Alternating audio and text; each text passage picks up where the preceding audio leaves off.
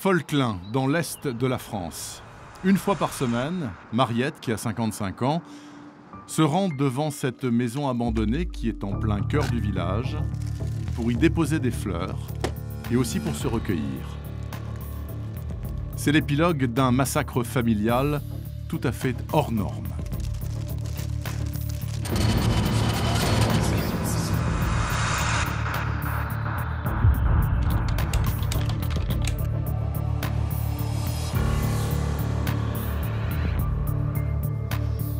Je viens de temps en temps, comme si j'allais au cimetière.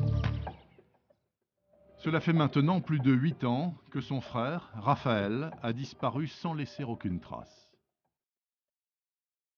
Et nous, on a quoi là? Une maison vide. Et à chacune de ces visites, eh bien, c'est la même douleur qui revient.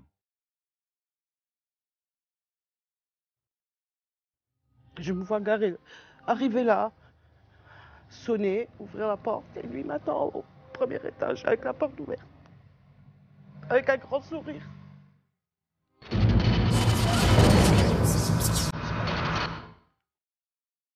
Des vidéos de famille comme celle-ci sont les seuls souvenirs qu'il lui reste de son frère, heureux, dans sa maison de Folquelin.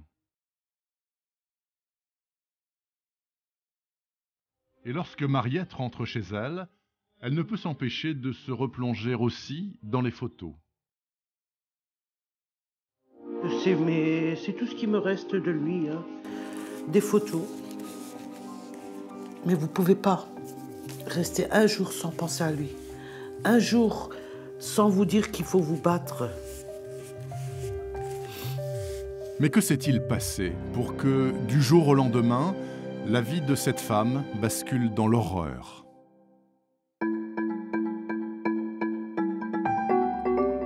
Tout commence le 15 décembre 2006. Raphaël a 46 ans. Il est attendu pour les fêtes de fin d'année en famille. Ce jour-là, son avion, en provenance de Madagascar, atterrit à 7h20. Il avait toujours l'habitude de rentrer à la même période. Et là, pas de nouvelles. Mon fils, c'est pareil. Écoute, pas de nouvelles, c'est pas possible. Et on n'arrivait pas à le joindre. Raphaël ne répond plus et n'est jamais arrivé à Folquelin. Alors bien sûr, on se pose la question, qu'est-il arrivé ? Je connais mon frère quand même, hein. Je connais mon frère. Là, je me suis dit, stop, c'est bon, il y a quelque chose. Il ne sait pas que c'est quelque chose. Mariette se renseigne auprès de l'épouse de Raphaël. Elle s'appelle Simone. Celle-ci explique qu'elle est allée chercher son mari à l'aéroport avec Samantha, leur fille de 17 ans. Et voici ce que l'épouse ensuite raconte. Et là, il se met à l'arrière de la voiture, comme il a l'habitude de s'installer. Il se dispute, elle roule même pas à 2 mètres. Il dit, laisse-moi là, j'ai des choses à faire sur Paris, t'as qu'à rentrer, moi, je reste sur Paris. Raphaël claque la porte de la voiture et s'en va. Simone, l'épouse, reprend la route et abandonne son mari en colère à l'aéroport de Roissy. Reste une interrogation, pourquoi Raphaël Lomoro, qui pour rien au monde ne raterait le réveillon, pourquoi n'a-t-il pas rappelé sa petite sœur? Tout va parfaitement bien dans sa vie, surtout depuis qu'il est parti s'installer à Madagascar. Et quand il est arrivé à Madagascar, il en est tombé amoureux. Il s'est dit que sa vie était là-bas, hein, que de toute façon là-bas il était heureux. Et c'est vrai, ça se voyait qu'il était heureux, hein, très très heureux. Un homme à l'existence paisible, qui appelle ses proches très régulièrement et qui rentre en métropole 2 fois par an. Alors, pourquoi ce silence ?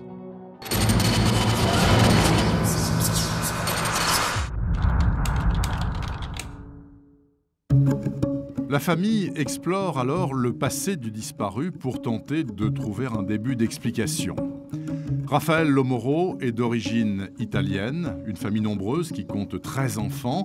Bruno, 58 ans, et son frère aîné. On était souvent ensemble. On va dire que c'était un peu mon mentor, malgré qu'il était plus jeune que moi. C'est vrai qu'il était bourru, mais très intelligent. Et grande gueule, mais pas méchant. Si Raphaël n'a jamais eu de problème avec la police ou avec la justice, il aurait pu, peut-être, disparaître pour une femme, car selon ses proches, l'homme multipliait les conquêtes. C'était un beau garçon, c'était le type recherché un peu. Costaud, bien musclé, un peu plus grand que moi. C'était le gars recherché par certaines femmes. Alors là, les filles, elles craquaient. Je sais pas, il avait un charme fou que, encore aujourd'hui, quand ses amies me parlent de lui, elles ont encore les yeux qui pétillent. Je sais pas, il avait un truc en plus. C'est pour ça qu'il nous manque. C'est pour ça. On en parle souvent, mes gosses, ils le disent tout le temps. En clair, Raphaël aurait-il pu tout quitter pour vivre une éventuelle nouvelle passion? Ce n'est pas Yolande, sa première compagne, qui va dire le contraire. Elle se souvient très bien de ce séducteur rencontré en 1981. J'ai rencontré Raphaël en boîte, en Allemagne. C'était un coup de foudre, oui, on peut dire ça. Bah, Raphaël, c'était un clown. C'était toujours des bêtises en tête, toujours un rigolo, il aimait rire. C'était un clown. Tout le monde l'adorait. C'est un charmeur. Ensemble, le couple aura une petite fille, Céline. Mais 3 ans plus tard, Raphaël a une autre femme, Simone. Il me trompait, il sortait, et il partait rejoindre Simone, je le savais très bien. Beaucoup de gens me disaient, je t'ai vu, j'ai vu Raphaël, je crois que c'était toi, et quand je me suis approchée, j'ai vu que c'est pas toi. Mais elle te ressemble beaucoup. Mais le séducteur n'appréciait pas que les femmes. Apparemment, il aimait aussi se faire entretenir. C'est moi qui avais la carte bleue, c'est moi qui avais la voiture. Il ne me demandait pas un centime. Il partait, il était à Strasbourg, il était à droite, il revenait avec des vêtements, blouses en cuir, des joggings de marque. C'est Simone qui payait tout. Parce que Raphaël, c'est un défaut, il aimait beaucoup l'argent. Finalement, Raphaël quitte Yolande pour Simone. Ensemble, ils auront 6 enfants. 8 ans avant sa subite disparition, toujours inexpliquée, la famille nombreuse s'installe dans cette maison que Raphaël a entièrement retapée à Folklin, c'est près de la frontière allemande. Et comme en témoignent ces vidéos, tout ce petit monde semble vivre en parfaite harmonie.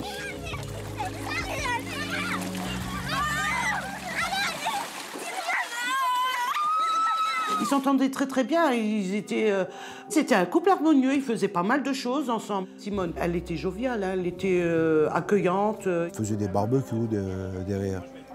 C'était comme tout le monde. Il manquait jamais rien dans l'assiette, il y avait plus qu'il en fallait. Simone est sans profession et elle s'occupe des enfants. Raphaël, lui, est mineur au Houillères de Lorraine. Il disait toujours, c'est pas en faisant mineur que tu vas gagner ton beurre. Alors, pour gagner plus d'argent, Raphaël décide de prendre sa retraite et de partir à l'autre bout du monde, de changer complètement de vie. Le 2 avril 2002, il part pour Madagascar, laissant derrière lui femme et enfants. C'est un changement radical d'existence. C'est une population différente à découvrir complètement, et c'est un nouveau travail aussi beaucoup plus rentable. Il nous a dit qu'il allait se lancer dans la culture de la vanille et tout ce qui s'ensuit, on était heureux pour lui. Raphaël se lance dans ce type d'exploitation, c'est un business très lucratif. Il achète un terrain dans le sud de la Grande Île. Son exploitation fait plusieurs hectares. Il embauche une dizaine de personnes et attend avec beaucoup de fierté sa première grosse récolte pour 2007. Lui, c'était faire de la vanille et essayer de faire fortune. Lui, faire fortune, c'était pour ses gosses, c'était même pas pour lui. C'était passionnant. Et pour lui, c'était devenu une passion. De féconder des fleurs de vanille, c'est quand même quelque chose de subtil, quelque chose de fin. Lui qui est bourru et un peu rustre, vous vous rendez compte? Pour nous, c'était extraordinaire. Pour nous, il avait réussi. Tandis que Raphaël rêve d'un futur Eldorado, Simone, son épouse, elle, reste seule dans l'est de la France pour élever les enfants. Elle savait qu'il n'abandonnait pas ses enfants parce que, d'une, il appelait assez souvent ses enfants. Elle ne les laissait jamais sans nouvelles. Pour les anniversaires, il les oubliait pas. Et il revenait quand même pour les grandes vacances. Et il revenait quand même pour les fêtes de Noël. Cette vidéo date de décembre 2005, c'est-à-dire un an avant la très étrange disparition de Raphaël. Comme d'habitude, le père de famille était rentré chez lui, les bras chargés de cadeaux.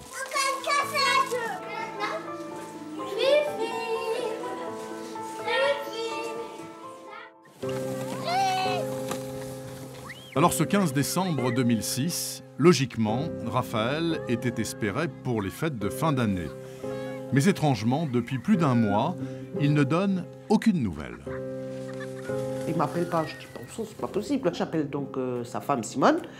Et là, elle me dit oui, il est bien venu, il est venu sur la capitale, donc Paris, mais il est reparti à Madagascar. Elle me rassure. Et ça, c'est vrai que quand il était dans la bourse, qu'il partait 1 mois, 2 mois, 3 mois, il nous disait c'est pas la peine de me joindre, vous y arriverez pas.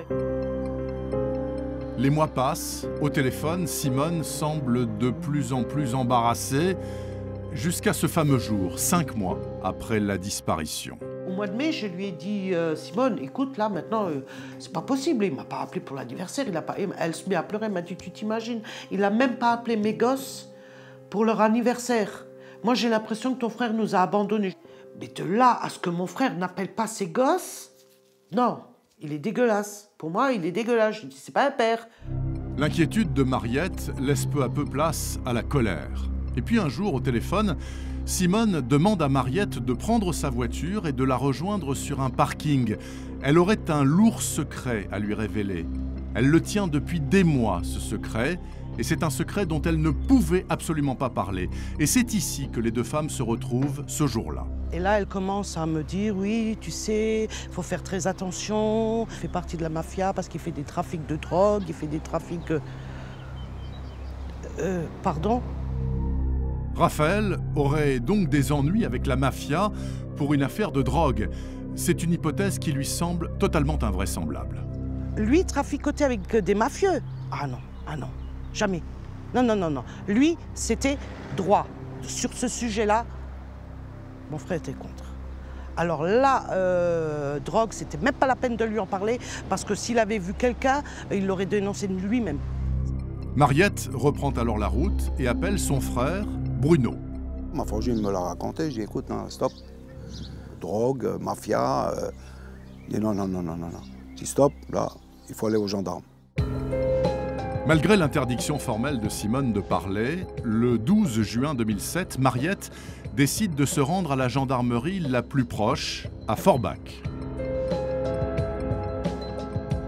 On nous a dit, vous savez, c'est un adulte...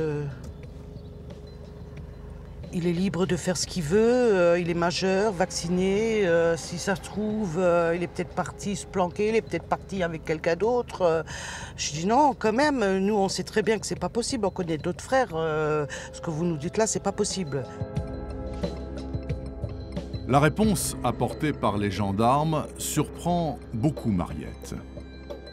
Aller dans une gendarmerie, d'aller pleurer, d'aller supplier, non, je souhaite à personne de vivre ce qu'on a vécu. Mariette décide alors de prendre un avocat, Maître Gagneux.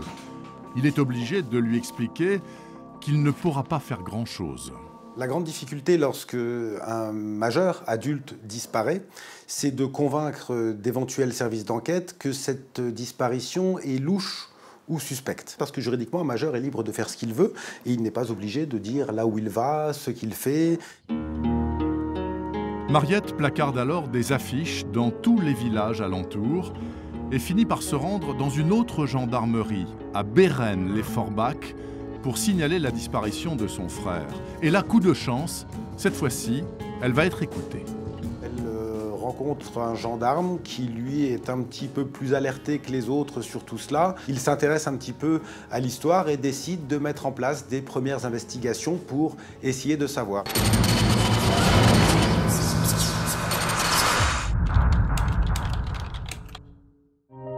Ce gendarme, en fait, connaît Madagascar et sait que là-bas, la vanille vaut de l'or. Et si cette histoire de mafia était vraie? Et si l'ascension de ce Français avait fait des envieux? Les enquêteurs procèdent à quelques vérifications et découvrent que le 15 décembre, jour de sa disparition, on perd toute trace de Raphaël dès l'aéroport de Roissy. Et à 9h20, le téléphone de mon frère arrête d'émettre. Il n'est plus géolocalisé, il n'aimait plus. Il est mort, il est éteint. Alors une fois arrivé sur le sol français, le frère de Mariette a-t-il été victime d'un possible règlement de compte? Le riche propriétaire de Vanille avait-il en fait un contrat sur sa tête? A-t-il été exécuté en France par des truands malgaches qui voulaient se venger? Donc on est allé vérifier si effectivement Raphaël n'aurait pas pu être victime d'un règlement de compte lié à différents business, différents trafics. Ce sont des pistes qui ont été explorées mais très rapidement balayées. Il apparaît beaucoup plus simple, beaucoup moins compliqué en tout cas, de l'éliminer sur place que d'attendre qu'il arrive en France pour l'éliminer. L'hypothèse d'une exécution liée à la mafia est assez vite abandonnée par les enquêteurs. Il n'y a donc plus aucune explication rationnelle à la disparition soudaine de Raphaël. Ils ont exploré toutes les pistes, on n'a retrouvé aucun corps non identifié. Et, donc rapidement, on s'intéresse, les enquêteurs se sont naturellement intéressés à la dernière personne officiellement ayant été en contact avec Raphaël, à savoir sa femme et sa fille. L'enquête se concentre alors sur l'épouse, Simone, et sur la fille, Samantha. Et c'est en épluchant les comptes bancaires de Raphaël que les gendarmes font une découverte assez étonnante. Le train de vie à Folklin a considérablement changé depuis la disparition. Les enquêteurs constatent notamment que de gros chèques ont été faits, comme celui-ci, à 590 € ou encore comme celui-là, à 468 €. Comme par hasard, il y a eu un avant décembre et un après décembre. Eh bien, mère et fille, au pluriel, videz les comptes. Hein. Videz les comptes. Des vêtements, des bijoux en or, pour une montre pour son ami, pour son copain. Tellement qu'elle dépensait sans compter qu'elle allait dans des grandes boutiques, les coiffeurs, visagistes les plus chers, que tout le monde a fini par lui donner le surnom qui lui allait très très bien, Paris Hilton. Et elle se prenait pour Paris Hilton. Hein. Samantha dépense sans compter et d'après son entourage, elle enchaîne les sorties, elle enchaîne aussi les aventures avec des petits amis. Samantha se permet des comportements en termes d'attitude ou de faire venir ses petits amis ou d'exhibition avec des jeunes hommes. Des choses qui ne se faisaient pas avant se font subitement à partir du mois de décembre et effectivement les enquêteurs trouvent ça assez louche et assez suspect. D'autant que Raphaël, chef de famille, n'aurait jamais cautionné un tel comportement. Raphaël Lomoro, dans ses conceptions éducatives, était quelqu'un un petit peu à l'ancienne. C'est-à-dire qu'il n'aurait jamais accepté que ses filles se fassent remarquer par un maquillage outrancier ou par des tenues un petit peu provocantes. Et il apparaît compliqué, en tout cas dans ceux qui connaissaient bien la famille, que Raphaël ait pu, d'une part, autoriser ce type d'achat et certainement pas les cautionner et les financer. Et ce n'est pas tout. Simone, la mère de famille, agit comme si elle savait que son mari ne reviendrait plus jamais. Elle se débarrasse en particulier de la voiture de Raphaël. Ah, c'est une voiture qui disait toujours, celle-là, elle est à moi, je ne veux que... Vous pouvez l'utiliser, mais il faut y faire très attention, parce que c'est une voiture à laquelle je tiens énormément. Eh bien, elle s'en est débarrassée. Pour rien, gratuitement, elle l'a donnée. Et plus étonnant encore, Simone n'hésite pas à se faire passer pour son mari. On s'aperçoit certains éléments étonnants, à savoir que Raphaël, qui a disparu, a néanmoins rempli les documents pour que sa retraite soit toujours versée. 15 jours après la disparition de Raphaël, Simone, en effet, a imité la signature de son mari disparu pour pouvoir percevoir sa retraite. Si ce n'est pas une escroquerie, c'est quelque chose qui est très étonnant. Des achats hors du commun donc, une voiture dont on se débarrasse gratuitement, des papiers de retraite et des chèques falsifiés. Simone doit donc s'expliquer devant les gendarmes et contre toute attente, la mère de famille va livrer une révélation fracassante. Raphaël Lemoreau, qui vivait seul depuis 2-3 ans, entretenait une relation plus que sérieuse avec une personne. Et elle explique qu'elle ne voulait plus entendre parler de Raphaël, eu égard au fait qu'il avait refait clairement sa vie à Madagascar. Simone est anéantie. Raphaël mène une double vie à l'autre bout du monde avec une jeune malgache de 30 ans. La mère de famille a découvert le poteau rose en fait 6 mois avant la disparition de son conjoint. Et cerise sur le gâteau, sa rivale a eu 2 enfants avec son propre mari. Un premier en 2004 et un second en 2006. Une liaison que Raphaël avait cachée à tout le monde, y compris à ses frères et sœurs. Il se gardait bien de le dire, je crois. Il n'avait pas chanté ça sur les toits. Hein. Si jamais ça sortait aux oreilles de sa femme, c'était fini pour lui. Hein. On était... sur le coup, on était sidérés. On s'est dit, c'est pas possible, mon frère. Bon sang, 2 enfants à Madagascar, c'est pas possible. Un gars, quand il part, il va pas se faire curer. Hein. Il va pas moine. Hein. Alors là, je suis tombé des nues. Mais bon. Un homme, on l'attache pas. Hein. Et à Folklin, il n'y a pas que la double vie scandaleuse de Raphaël qui fait jaser. Depuis quelque temps, les voisins ont remarqué la présence d'un drôle d'individu, un intrus en fait, dans la maison familiale. Et là, on apprend que Simone a un amant. Alors là, je me dis non. Et Simone, 20 ans plus qu'elle quand même. Hein. Simone a rencontré cet homme en juin 2006, au moment où elle apprenait la double vie de Raphaël. Elle pensait peut-être l'attirer à nouveau. C'était sa façon à elle de reprendre mon frère. Moi, je pense que c'est par dépit qu'elle l'a pris et pour le rendre jaloux. Étonnamment, l'amant semble parfaitement intégré d'ailleurs dans la famille. Et après, on apprend quand même que l'amant s'était déjà installé chez elle. Et il côtoie les enfants, il semblerait que des projets de réaménagement de la maison aient été mis en place. Et elle développe cette relation avec cet homme, au vu et au su de tout le monde, sans finalement craindre la réaction de Raphaël. Un mari qui mène une double vie, une épouse volage, un amant qui a pris la place de l'époux disparu. Les enquêteurs s'intéressent de très près à ce vaudeville tragique. D'autant qu'un nouvel indice va faire changer la donne. Après avoir constaté le changement radical de train de vie à Folklin, les gendarmes découvrent que la carte bancaire personnelle de Raphaël a été utilisée après sa disparition.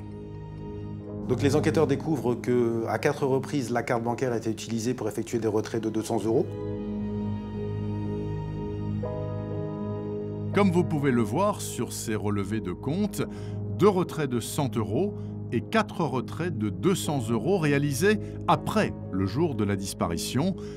Des retraits effectués dans des distributeurs de la région de Forbach, avec une carte bancaire personnelle de Raphaël, utilisée, elle, à Madagascar.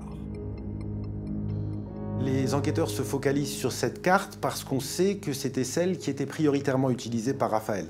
Il avait payé son billet d'avion avec celle-ci, elle avait été utilisée beaucoup, donc a priori on pouvait imaginer clairement que c'était son moyen de paiement privilégié et habituel. Et plus troublant encore, à chaque retrait, le portable de Simone est géolocalisé à proximité des distributeurs.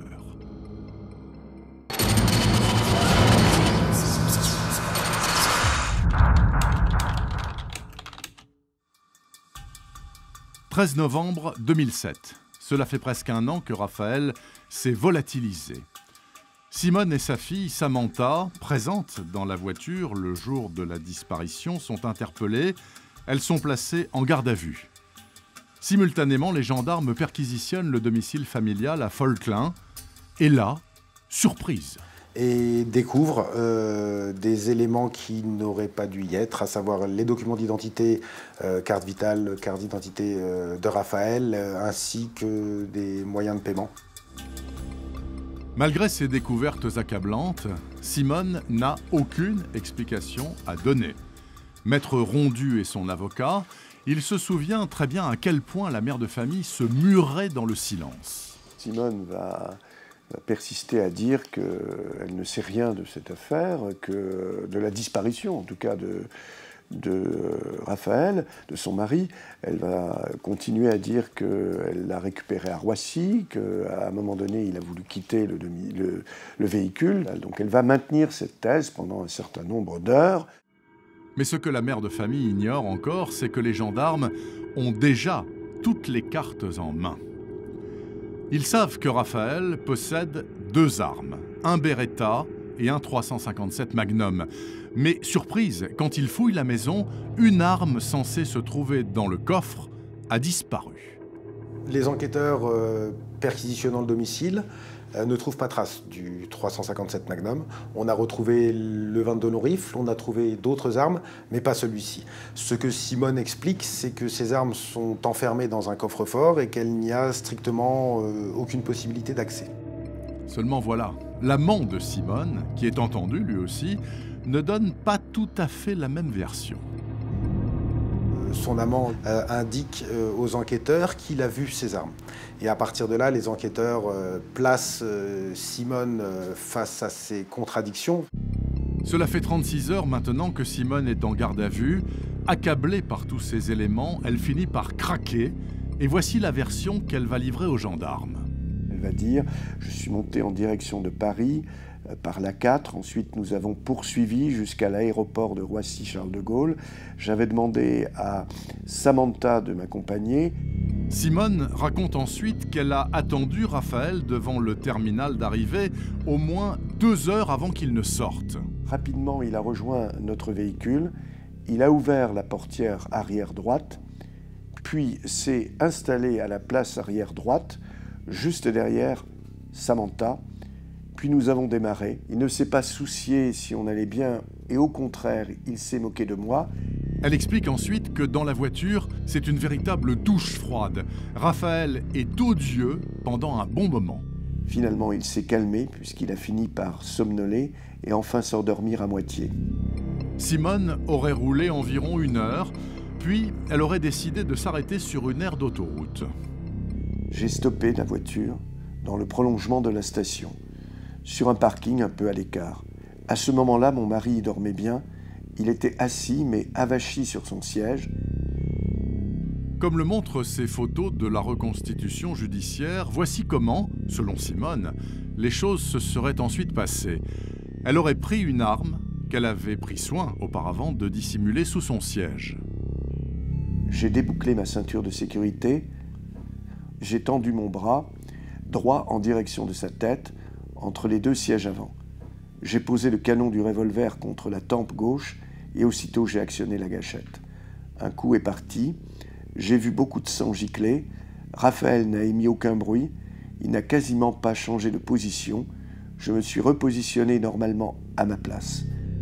Et la suite de son récit est pour le moins sidérante. Il n'y avait pas de sang après les vitres. Samantha n'a rien dit. Elle tremblait de peur. Elle n'a même pas crié, juste un peu pleuré. Samantha, elle aussi en garde à vue, est confrontée aux déclarations de sa mère. Elle confirme cette version et elle détaille la suite. Samantha explique qu'après le coup de feu, elle s'est retournée sans un mot, qu'elle aurait essuyé un léger filet de sang s'écoulant de la plaie sur la tête de son père, qu'elle aurait recouvert son visage d'une couverture et qu'elles auraient repris, toujours sans un mot, la route pour effectuer les quelques 350 km d'autoroute restantes entre cet endroit et le domicile. 350 km avec un cadavre comme passager. Et au volant, une mère, avec à ses côtés sa fille, âgée de 17 ans.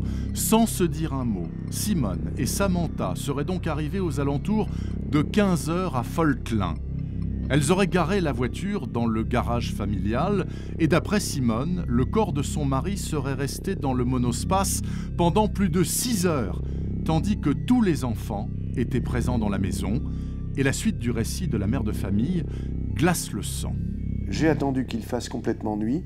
J'ai sorti le Renault Espace dans le jardin, jusqu'en haut du verger. J'ai mis le véhicule en travers de la pente, de manière à faciliter la chute du corps.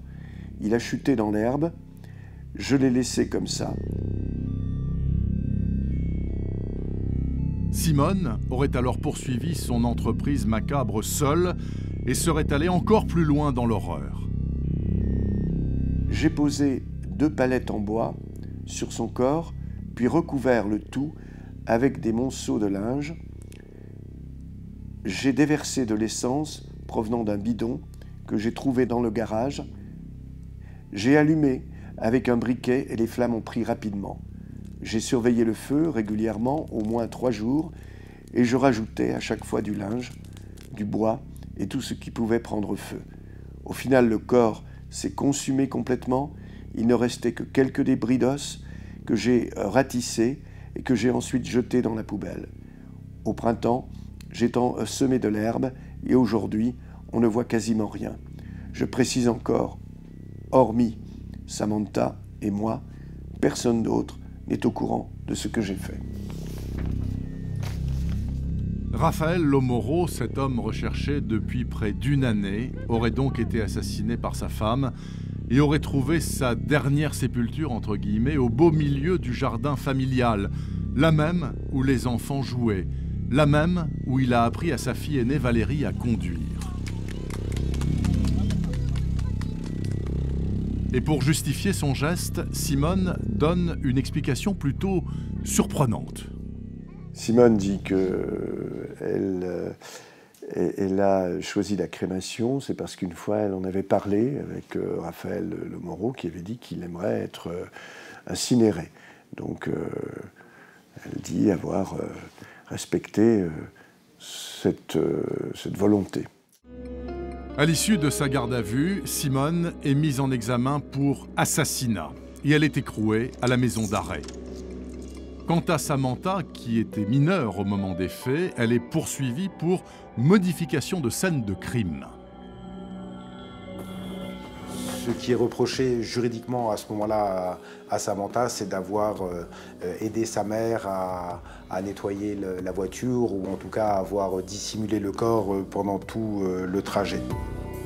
Bien évidemment, l'affaire fait la une de tous les journaux locaux. Une femme qui aurait tué son mari d'une balle dans la tête sur une aire d'autoroute, sous les yeux de sa fille, avant de le brûler dans son jardin. Dans la région, c'est la stupéfaction totale. Et lorsque les proches apprennent la mort et surtout les circonstances du décès de Raphaël, ils sont complètement horrifiés. Quand on vous apprend... déjà, d'apprendre la mort de son frère, c'est dur. D'apprendre les circonstances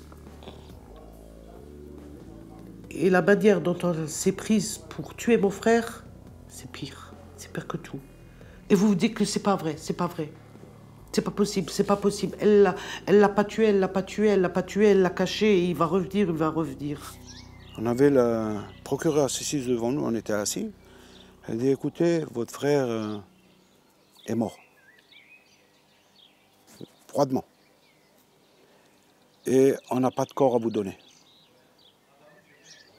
On peut être l'homme le plus fort du monde, ça fait mal. Hein. C'est science-fiction de la télévision, ça. Eh ben non. Ben non, c'est vrai. Du mal à y croire. J'ai toujours dit qu'elle était folle, cette femme. J'ai toujours dit.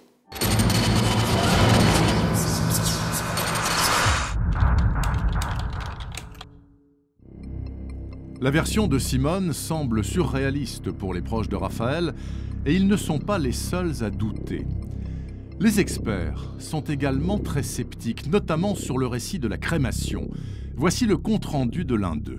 Il faut, pour la crémation d'un porc de 70 kg, 400 minutes et l'utilisation d'un bûcher de 220 kg de bois. Avec, pendant ces 400 minutes, un maintien de température entre 600 et 1000 degrés. On a du mal à imaginer que cette dame seule ait pu maintenir une température supérieure à 600 degrés et qu'elle ait pu amasser 220 kg de bois, d'autant que je rappelle que, sauf erreur de ma part, elle avait déclaré avoir utilisé quelques palettes.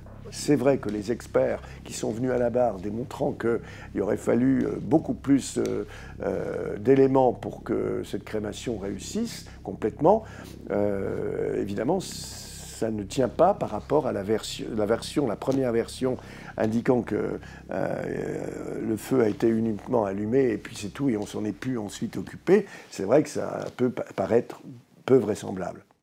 C'est un scénario qui paraît carrément bancal, y compris pour l'avocat de Simone. D'autant que sur la zone présumée de la crémation que l'on distingue sur cette photo, les enquêteurs n'ont absolument rien trouvé. Ça paraît peu vraisemblable qu'il ne reste plus rien. Il y a forcément dû avoir, comment dirais-je, de la chair brûlée, des os calcinés. Et des traces d'anciens feux comme celui-ci, il y en a plusieurs dans le jardin. En effet, Raphaël y brûlait ses déchets, comme le prouve cette vidéo tournée 1 an et demi avant la disparition du père de famille. Et à ce stade de l'enquête, les gendarmes ont donc plus de questions que de réponses. Reste à élucider la scène de crime dans la voiture. Un tir avec un 357 Magnum à bout touchant. Une arme que les enquêteurs d'ailleurs n'ont pas retrouvée, car Simone déclare l'avoir détruite avec une masse le lendemain du meurtre. Les gendarmes vont donc procéder aux constatations dans le véhicule pour chercher des éléments qui collent avec les déclarations de Simone et de sa fille. On passe au peigne fin la voiture, on ne retrouve pas grand-chose si ce n'est quelques traces de sang sur la ceinture de sécurité côté conducteur, dans le coffre et également dans le coin de la portière ou dans la rainure de la portière. Ces traces de sang sur la ceinture, dans la portière et aussi dans le coffre sont découvertes avec l'utilisation du luminol. C'est un produit qui réagit à la lumière noire et qui révèle les taches de sang même après un très grand nettoyage. Et après analyse en laboratoire, il s'avère que ce sang correspond bien à l'ADN de Raphaël Lomoro. Le crime a donc pu se dérouler dans la voiture familiale, mais Simone a-t-elle pu tirer une balle dans la tête de son mari de la façon dont elle le raconte ? Lors de la reconstitution, le 26 novembre 2008, sa version pose problème. Elle ne fera pas la distinction entre un revolver et un pistolet, et puis quand on lui montrera un pistolet, Beretta, elle dira c'est ça, qui n'a rien à voir avec le revolver du 357 Magnum. Simone, donc, ne choisit pas l'arme désignée lors de son interrogatoire, le fameux 357 Magnum qui a disparu du coffre de Raphaël, et ce n'est pas tout. Eh bien, on s'est clairement rendu compte qu'elle était dans l'incapacité de manier ou de charger une arme, puisque lorsque le juge d'instruction lui met cette arme dans la main, elle la regarde ébahie, voire même ahurie, parce qu'elle ne sait à peine pas comment la tenir. Simone Lomoro dit qu'elle ne sait pas se servir des armes. Et concernant la position de tir, la mère de famille va carrément changer de version. Les déclarations de Simone ne collaient pas avec ce qui était concevable. En premier lieu, elle explique que Raphaël était allongé sur la banquette, la tête de son côté.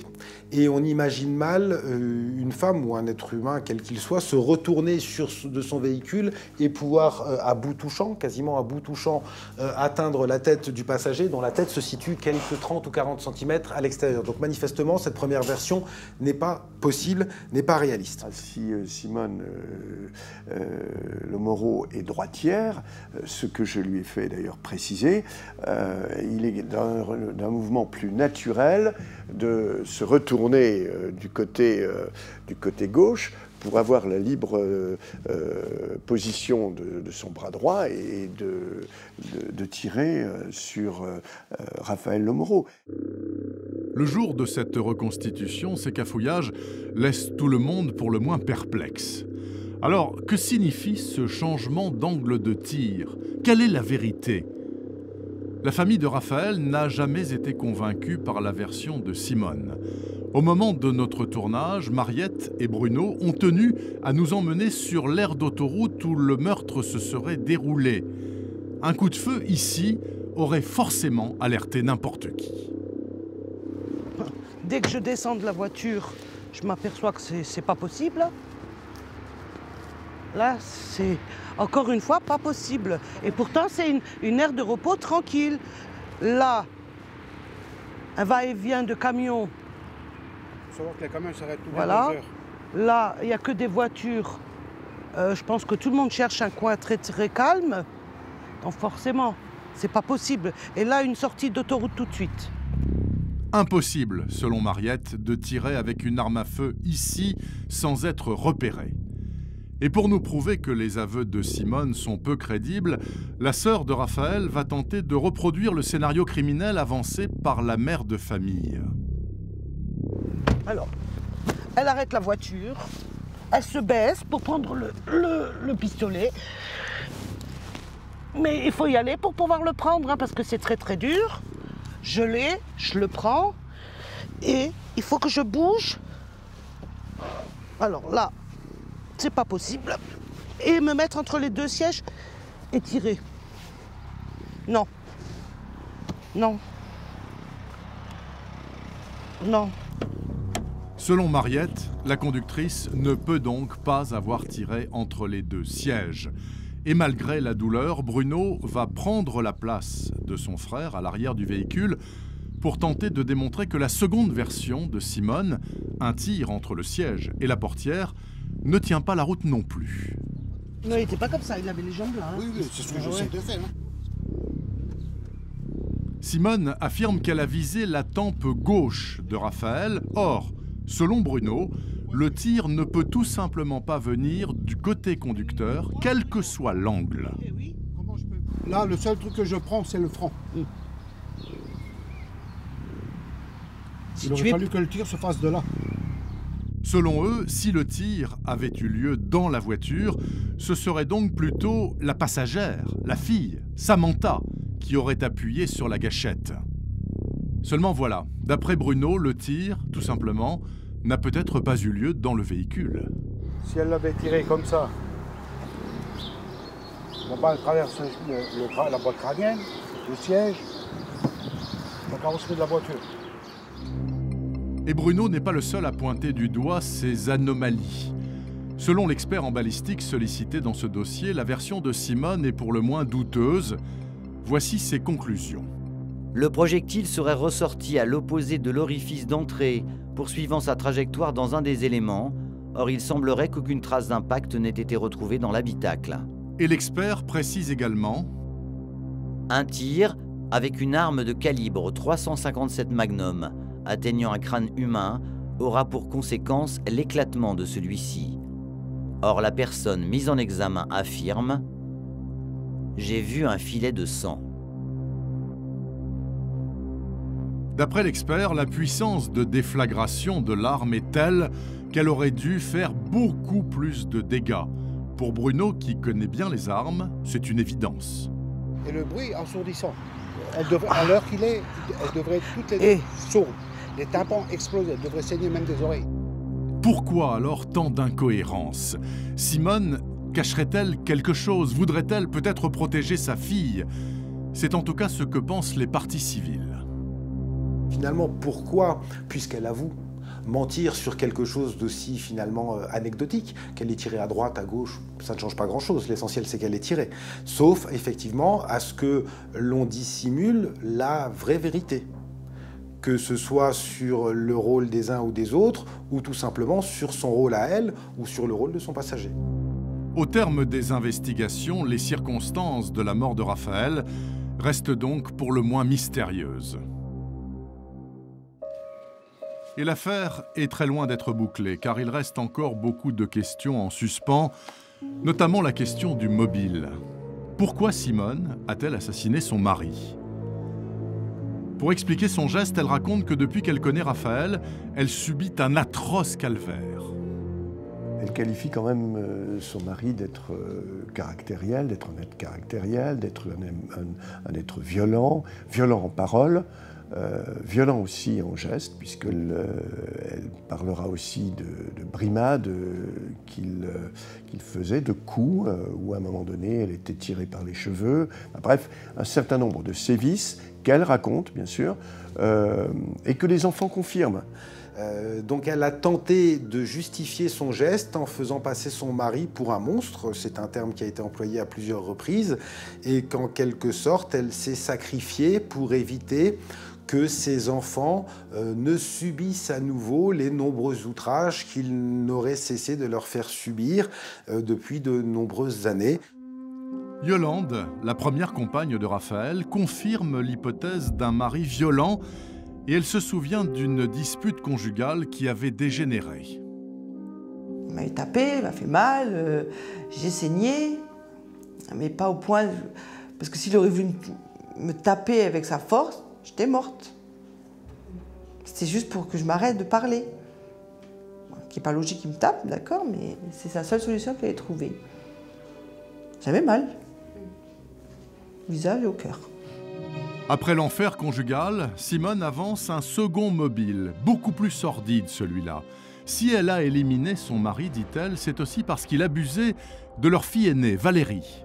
Valérie va confirmer qu'il y a eu des attouchements de la part de son père un jour sur Paris.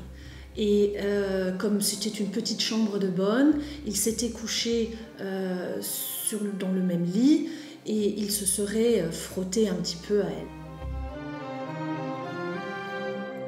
À ce moment de l'instruction, l'image de Raphaël, père aimant, vole complètement en éclats. Pour la famille, c'est le coup de grâce. De dire que mon frère était incestueux, elle l'a tué une première fois. Mais là, elle l'a tué une deuxième fois. Elle veut le tuer encore combien de fois quand elle dit qu'il est encore violent? Mais vous vous rendez pas compte? Je dis, mais où on est là? On n'est pas des barbares, hein. On a tous eu une bonne éducation et lui, il aurait mal tourné. Je dis, ça m'étonnerait. Je dis, j'y crois pas. Non. Je dis, mon frère, c'est pas ça. C'est pas une merde.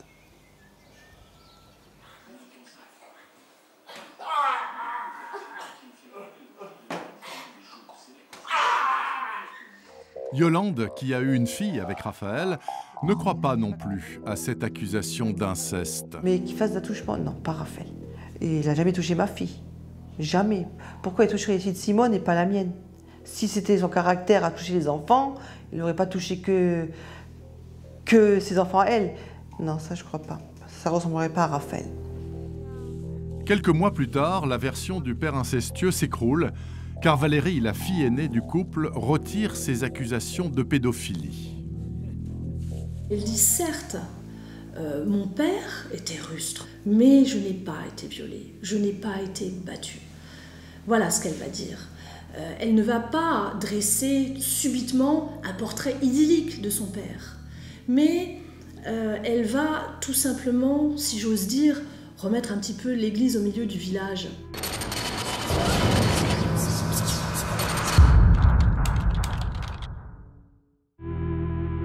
Un mobile controversé, pas d'armes du crime, pas de corps et des aveux qui ne permettent pas de répondre à toutes les questions. Qui a vraiment appuyé sur la gâchette? La mère ou Simone endosse-t-elle la responsabilité du crime pour couvrir sa fille? On a pris pour vrai les déclarations de Simone. C'est-à-dire qu'on s'est dit, à partir du moment où elle a déclaré tout ça, qu'elle a donné les détails, on s'est dit, elle endosse cette responsabilité, eh bien, on n'est pas allé plus loin, on n'a pas essayé de chercher autrement. Malgré les zones d'ombre, la justice a tranché. En mai 2010, devant la cour d'assises de Moselle, à Metz, Simone écope de 17 ans de réclusion criminelle. Une peine confirmée l'année suivante lors du procès en appel à Nancy. Samantha, quant à elle, a été condamnée à 18 mois de prison avec sursis. Aujourd'hui, l'affaire est définitivement jugée, mais 8 ans après les faits, la douleur de la famille ne s'est pas estompée. Des gens qui disent on n'arrive pas à faire notre deuil. Je ne les comprenais pas. Maintenant, je les comprends. Tant qu'il n'y a pas de corps, il n'y a pas de deuil.